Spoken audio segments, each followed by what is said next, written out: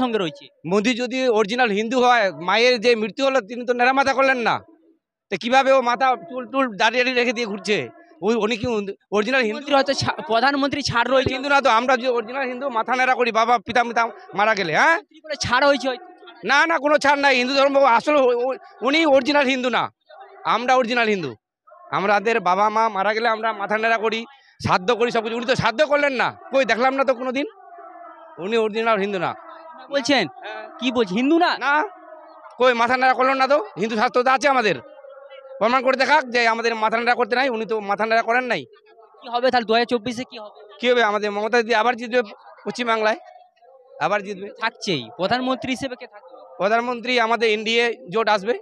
হ্যাঁ হচ্ছে হ্যাঁ, মনে হচ্ছে। আছে একদম। হ্যাঁ, কংগ্রেসের তরফ থেকে আমরা দিদি সাপোর্ট দিবে।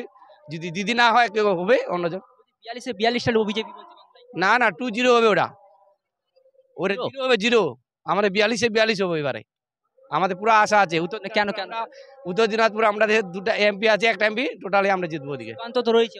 সুকান্ত পারবে না এবার, ও আশা শেষ ওর। হ্যাঁ, পারবে না। রাম মন্দির দিচ্ছে অনেক কিছু। মন্দির দিয়ে হিন্দুর ভাবাবেগকে জয়লাভ করতে পারবে না। উন্নয়ন দিদির আমাদের উন্নয়ন দেখে ভোট দিবে সবাই। হতে কি লাভ হয়েছে আপনার? কোনো লাভ হয় নাই। কি লাভ হয়েছে আমাদের? আমরা তো রামকে পূজা করি এমনিতেই। ওই রামের কি জীবন দান দিল? হ্যাঁ, না না না, রাম আমাদের কি দিবে? আমরা তো ভগবান কৃষ্ণকে সবাইকে পূজা করি। রাম পাহাড় উনি তো সবকিছু দেবে না। রাম মন্দির প্রতিষ্ঠা করে কোনো লাভ হয় না না, কোনো লাভ হবে না, কোনো লাভ হবে না। 2024-এ আবার কি মোদি দেখা যাবে না? না না, টিকিট রাম মন্দিরে ঢুকতে হলে নাকি 100 টাকার টিকিট। হ্যাঁ, এখন কি তো রয়েছে খরচা আছে। আরে ঠিক আছে, তো এই আমাদের অন্তরে রাম আছে, এই থাক। ওর মোদির রামে আমাদের দরকার নেই।